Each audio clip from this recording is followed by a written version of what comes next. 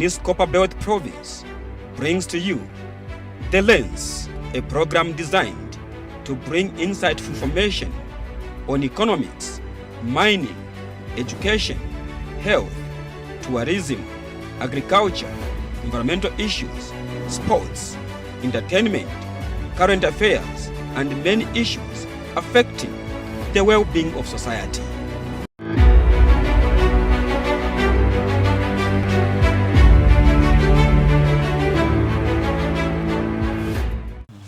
Welcome to The Lens, and on today's program, I'm featuring Mr. George Goma from Nkana Zoo and Wildlife Education Center in Kitwe.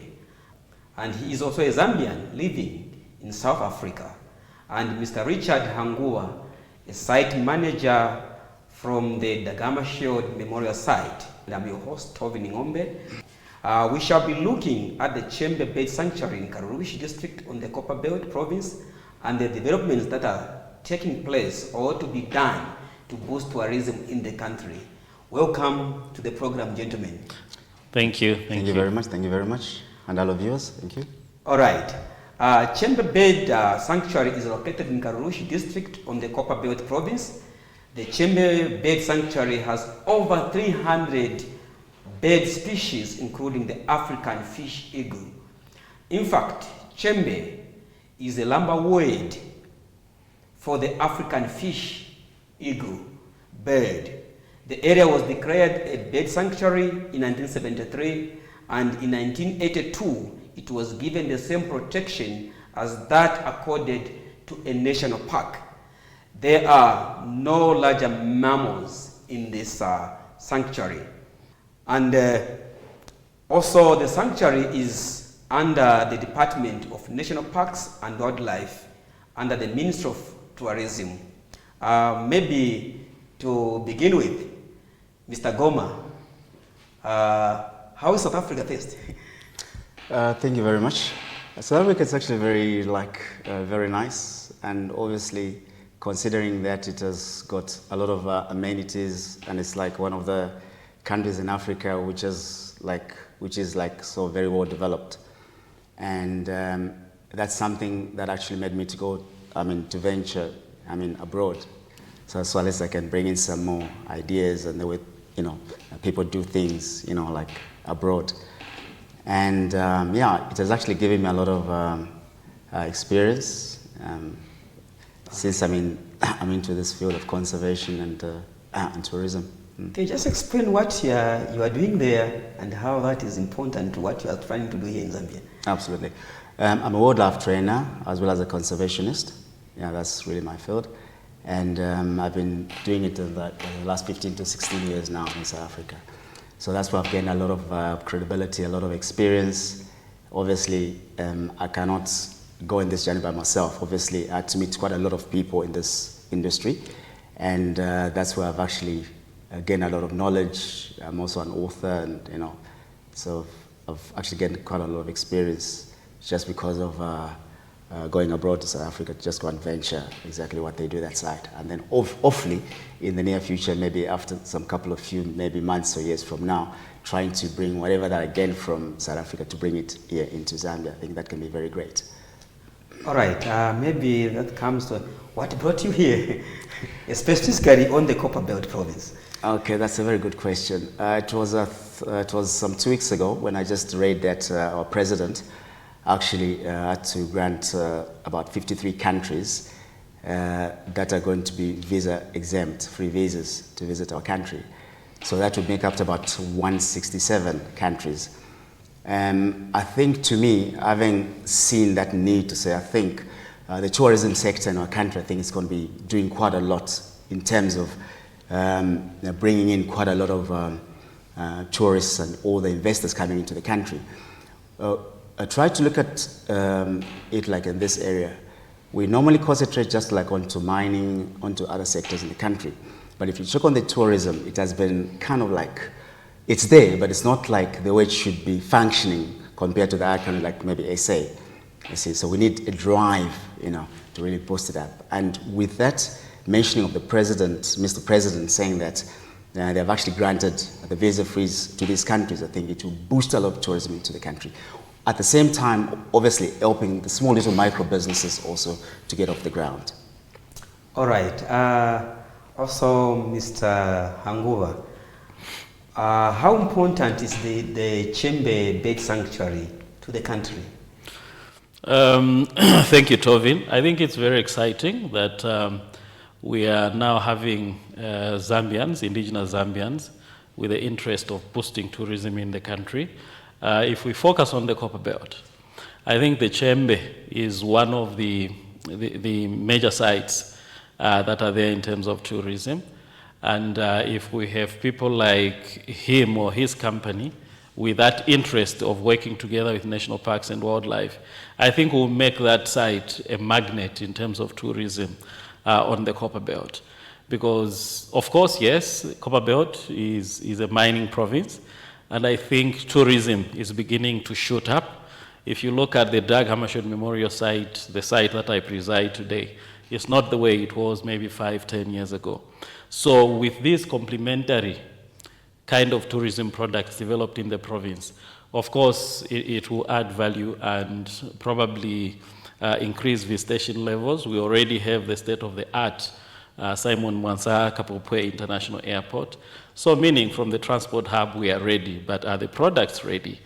And I think with the coming in of them, and how I wish that project will materialize, because the product that he's trying to plant in the country is a product that is attracting to the visitors, and it's new, and then it will draw many visitors to the province, and meaning that obviously my side also, I want to be selfish in this regard, that we are going to improve the visitation levels.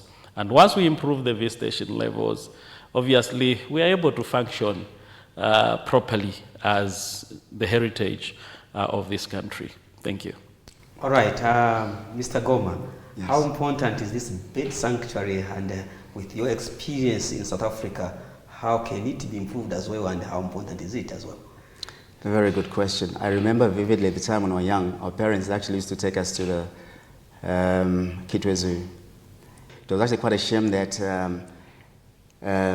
all the animals, everything was like being run, like down, until now the government now decided now to take those animals now to Mundawanga, and some other areas. I think it's very important that if we come in with our organization to come and resuscitate the Chembe Sanctuary, I think let us give the privilege to the Zambian young generation, because I normally focus like onto the young generation that are like overtakers of tomorrow. If we can be able to recoup it quite nicely, whereby with the 4-star standards. I just visited Chembe some 3 weeks ago, and it was like ISO. That thing, I think it's supposed to be running, so there has to be all the amenities in place. But I think it was like, like run-down infrastructure. And I thought, okay, let me maybe take this opportunity and get this thing off the ground. And at the same time, we should be giving some other opportunities now to the other small little business people that are maybe showing like interest, maybe to open up like maybe some safari companies, travel agents. So we're like in one umbrella whereby everyone's going to be benefiting from this project. But what is more important is actually to give our local a very good product by doing it rightly and also correctly. Okay, and obviously having the people with a drive, with a vision, that at the end of the day, I want to see a product that, wow, this is, it's a 5-star amenity. All right, well, viewers, if you are joining us right now, we are discussing about the Chembe Bird Sanctuary in Karushi here on the Copper Belt, and I'm your host, Tovin Ngombe. With me on the panel, I have Mr. George Goma from Nkana Zoo and Wildlife Education Center in Kitwe.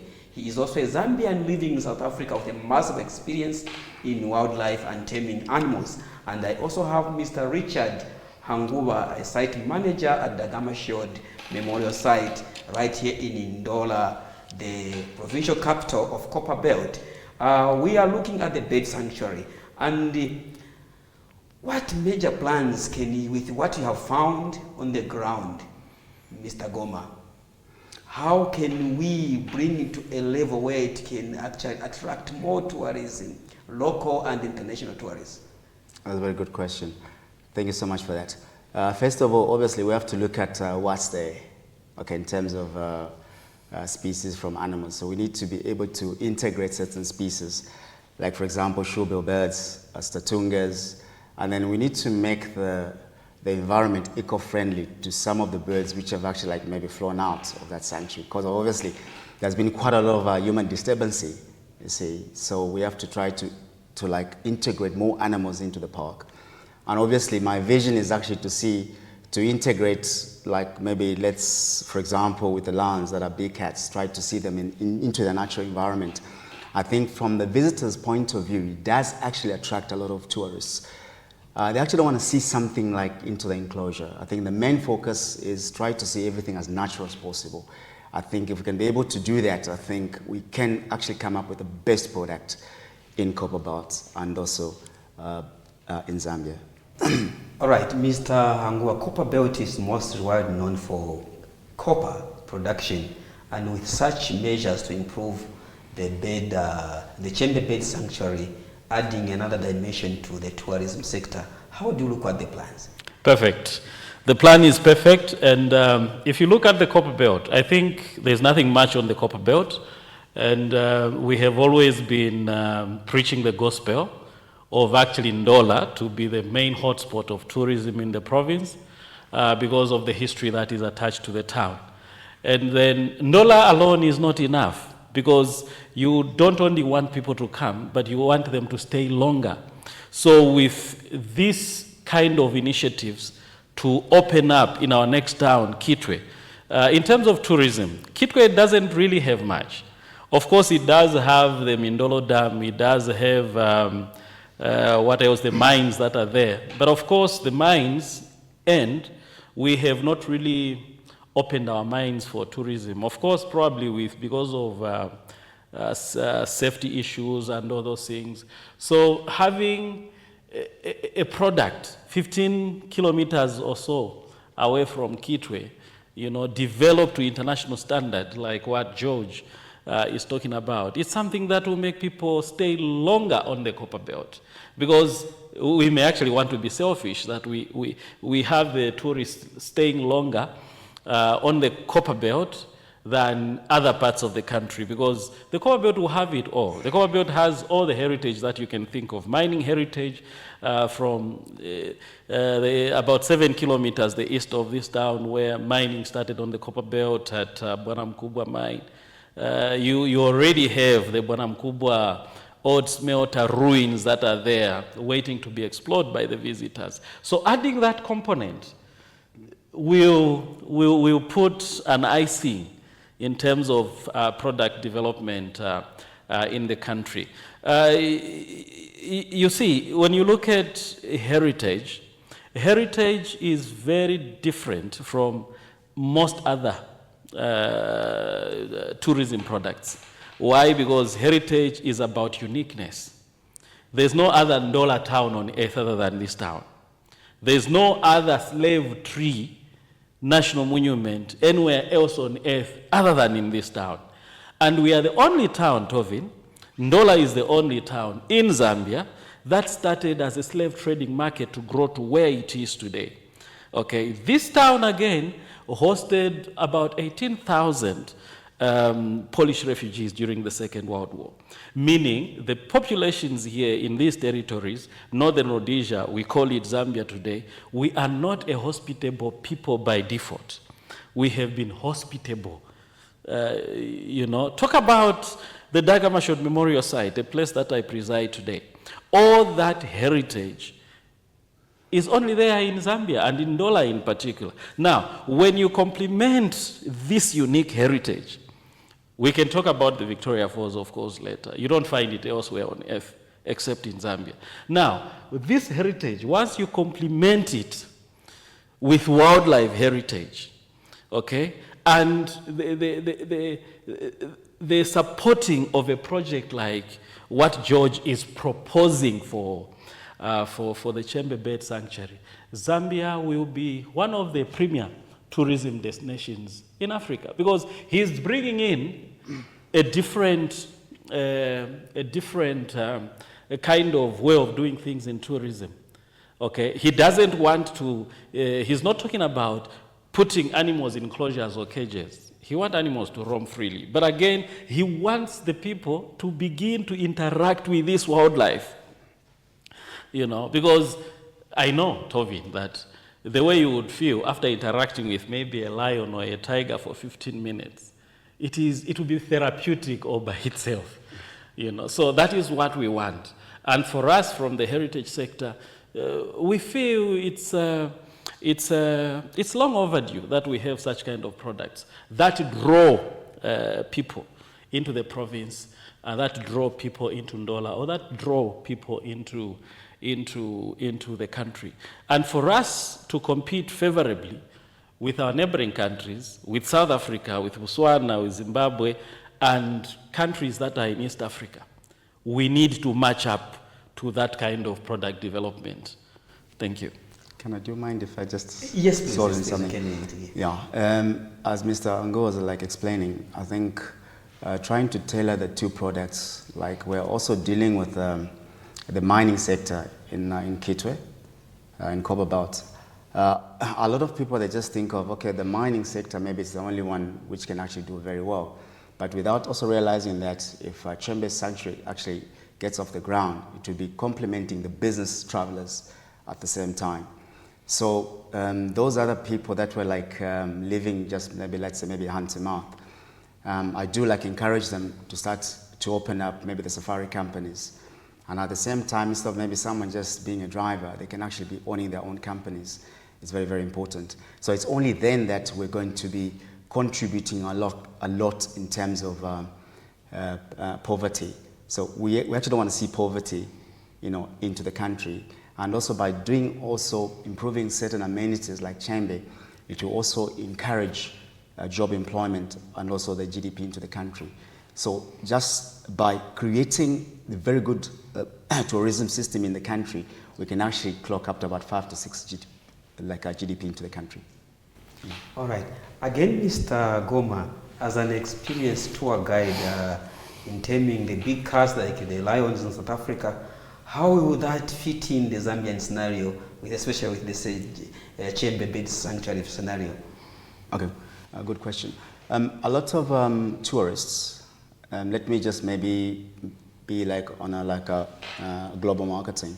They actually like to see the lions into their natural habitat, you see. So that's where now walking with the lions is going to come in as natural as possible, observing these lions into their natural habitat. They actually don't want to see anything all closed off. They actually want to see these happy animals freely in front of them. That draws quite a lot of attention of the tourists. At the same time, we shall be now encouraging the other youngsters, the other upcoming youngsters to be the lovers of wildlife and nature. If you try to check on most of the African people, they've got the mythology of saying that I cannot go closer to that animal because my parents actually told me that maybe overnight you can maybe be dreaming. So we actually want to get that mindset out of those young generations because they are the takeovers of tomorrow. And if we can impart more knowledge into this young generation, I think the better, that in the near future they can carry on just to take over what we're going to be left with. All right. In one of the video, you were captured actually interacting in the world, in South Africa. One of the channels actually, Morning Live. Yes. You were captured actually showing the tourists and one of the journalists how you tame those animals and how you even freely interact with those animals, the lions. How easy is that? It all starts with the love of nature. We don't really interact with them we would observe the lions into their natural habitat, and then they are not tame, they are wild. So they are wild animals. And I don't really encourage people to touch any kind of a wild animal because it's kind of it's not ethic. Okay, so it's one of the activities that we also intend to reintroduce. At the same time, we're going to be educating the people. That walking with the lands, a lot of people, they just think maybe actually just maybe walking with a pet. No, it's what we call, it's an enrichment program designed for them to stimulate their, all the sensories that they need for them to survive in nature. You see, so it'll be like educating the public about their habitat, about their morphology, their dimorphism, etc., and more about the ecology and how the ecology and the conservation actually balances itself. So those are really our main vision and our goals. All right. Mr. Hangua, government actually has planned that tourism to be one of the sectors apart from mining, agriculture. Tourism is also top on the agenda in the plan, especially the 8th Nation Development Plan, tourism on top of the agenda. And with all what we're discussing about improving tourism on the Copper Belt, especially the Chembe Bird Sanctuary, how does the plan fit in the country's agenda to boost tourism? Well, I would say it's a magnet. It's a magnet that you throw on the ground and is picking all the types of metals around it. In that, if you look at the country's tourism, the biggest magnet of tourism to Zambia is the Victoria Falls. Even those who want to visit developed countries in terms of tourism already, South Africa, Kenya, maybe also Tanzania and others, there's what draws people there. You know, in East Africa, what will be drawing them there is the walking safari. Which walking safari actually in Africa was started in the South Ruangwa National Park by Norman Carr. Okay, but it's a product that we didn't take advantages of to develop it to the way those that copied from Zambia had to develop it. It's the same with the Victoria Falls. If you look at the Victoria Falls is a transboundary kind of resource shared between Zambia and Zimbabwe. Okay, and if you look at the traffic, you know, on the Zimbabwean side, you would not believe it that seeing the falls on the other side of the border is expensive. Okay, a local Zimbabwean will pay $7 to visit the Victoria Falls there. But on our end, a Zambian will pay 12 kwacha. $7 tovin is about 180 something kwacha. Now you look at that difference. Okay, and this is exactly why there is this proposal of a paradigm shift in the way heritage resources are managed and promoted in the country to prepare for the government agenda to properly develop the sector. There is a process now going on which National Heritage Conservation Commission is driving at to try to propose and to suggest to the Zambian people that entry fees to these heritage places need to be adjusted a bit upwards. Absolutely. Because, for example, what will you do with the 4 kwacha per child, Zambian child will pay? Because even for me to find money to buy toilet paper, I'll need a lot of 4 kwachas before I can find money to buy that. So there are these proposals to say, once these proposals are approved, by the way, this debate is open to all Zambians. Okay? National Heritage is telling them to say, if we were to adjust these entry fees to an economical fee where we can function properly, I mean, it will be, we won't be bothering the treasury every now and then for a grant because we'll have enough money to run and manage our own resources. There's a perception, Tovin, that if a product is expensive, then people will not get it. We have an example across the southern end of the Victoria Falls, where you have a lot of Zimbabweans visiting the falls on the other end, even when they are charging them about 182 kwacha. And that is a conservative figure, exchange rate that I'm using. There are a lot of people there. If you look at the statistics, that end, and our own statistics, there are less Zambians visiting the Victoria Falls on the Zambian side than there are Zimbabweans, locals, visiting the Victoria Falls on the Zimbabwean side, despite that price difference. Okay? Again, an international tourist on the Zimbabwean side will pay $50 US to visit the same Victoria Falls on the Zimbabwean side. But on our end, an international tourist will pay $20. But again, if you look at those figures, we still struggle to keep up pace with visitation levels of international tourists on the Zambian side. Okay? Now, that alone shows that the amount that you pay, also has a bearing on drawing the interest of people to visit your places. The facility. Okay? Some people are touchy to say something that is expensive is worth visiting. Absolutely, yeah. Whilst ourselves would say, no, this is our heritage, therefore it will, you don't bar anyone. Because, I mean, it should be something of pride. If someone is to plan to visit Victoria Falls from Ndola, for example, they should feel that pride to say, this year 2025, I traveled to Livingstone and I saw the Victoria Falls. I traveled to Dagamashod Memorial Site, I saw the site.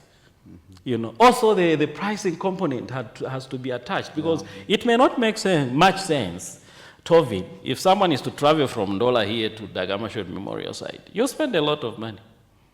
But to access that Dagamashod Memorial Site, you are required to pay 8 kwacha. It's as good as free, isn't it? Yes, so we want to encourage people to appreciate their own heritage, to attach value to their own heritage, such that as we are waiting these products, to be developed, for example, the Chembe Bird Sanctuary, it should find us already ready.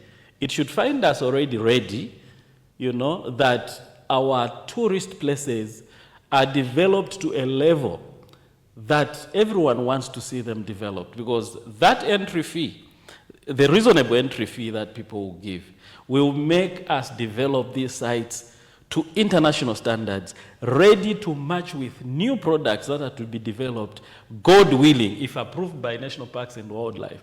This product that George is proposing it's a marvel. So it will add this value to the Zambian tourism product. All right. Mr. Goma, once more again. Yes. The lions are deemed to be dangerous animals, and I presume it must be also difficult to tame them. But I saw you in that video, so which you are explaining at ease, and you're moving, and you have tamed them. How easy is it to tame the lions? Very good question. We don't tame them, but we train them. I see. Because they're wild animals, just for the viewers' scope. And we do train them for the enrichment. And obviously we cannot go and take the ones from the wild and train them, no. Obviously the training has to start when they're young, with what we call the trust exercise, touch bonding, everything has to come into place. First of all, you have to understand the animal before you can start to train any animal, as I've been explaining in the past. There's a lot of biology, a lot of science if you're dealing with the wild animals. And obviously you have to have the nature for loving wild animals. Otherwise, if you don't love your animals, the animals are not going to be accepting whatever instructions or maybe whatever agenda that you have behind it. You see, so we have to understand that they're wild animals. That's why we actually have to do it so professional. There has to be so more of a professionalism when it comes to training the wildlife. Yeah. All right. Maybe Mr. Hamua also in the last few minutes remain, maybe in a minute, and also we share a minute with him because of time.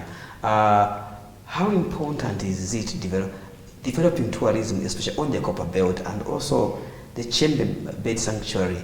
How can we cultivate this culture of Zambian visiting the heritage sites, as you say, like the Dagamashod and also the Bird Sanctuary?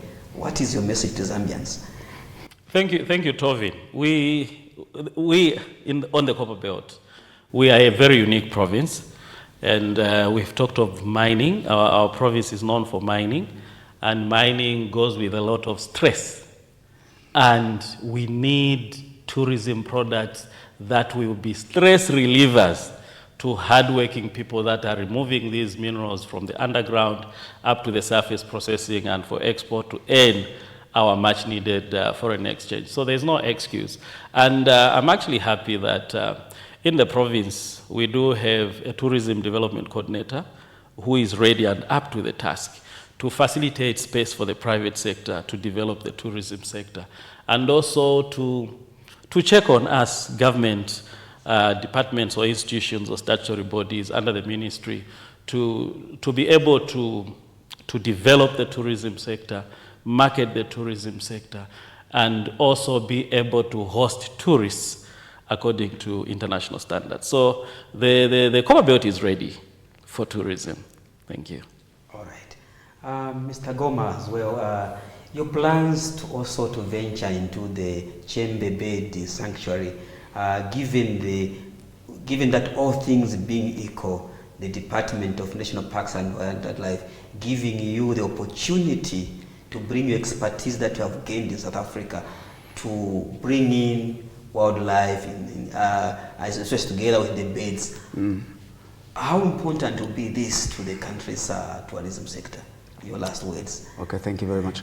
It's very important to note that tourism, it can be the main basket of the country. And whenever we have got some tourists into the country, they're not just trying to look at the mining sector or maybe the agriculture sector. So it's a tourism that brings in all the sectors, from the health sector, education sectors, combining everything like a one spider umbrella. And if we bring in this new product and recouping Chembe, it's not just going to be ending there. I mean, obviously, we're trying to, we can also try to look into some other avenues also as well, which other parks also need some help also as well at the same time, so that we have to try to prepare ourselves. Remember, if the tourists start to come into the country, it's not going to be like 100, there'll be like influx, thousands and thousands of them. But the thing is, are we ready? We don't want to receive the tourists. It's going to be like,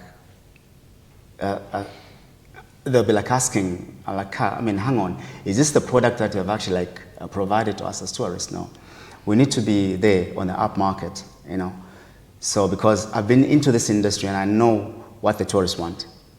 So I've visited a lot of amenities, a lot of tourist places. I should be able to tell that, okay, this one is a 4 or 5 star hotel. If it's a 1 star, then head back. So we have to prepare ourselves. Are we going to prepare ourselves according to the 5-star grade or a 2-star grade? If we're going to be preparing ourselves on a 5-star grade, then we know that obviously we'll be ready to host all the tourists coming to the country. All right. Well, viewers, we have come to the end of our program, and we have been looking at the Chembe Bird Sanctuary and what can be done to revamp it to improve the tourism sector in our country. And my guest was Mr. George Goma from the Nkana Zoo and Wildlife Education Center in Kitwe. And Mr. Goma is also a Zambian living in South Africa with massive experience in wildlife. And also my other guest was Mr. Richard Hangua, who is the site manager for the Gahama Shod Memorial Site. It has been a pleasure hosting you, gentlemen. Thank you for having us. Thank you very much. All right. Thank you, viewers. This has been Your Lens. I was your host, Tauvini Ngombe. Bye-bye. See you on the next program.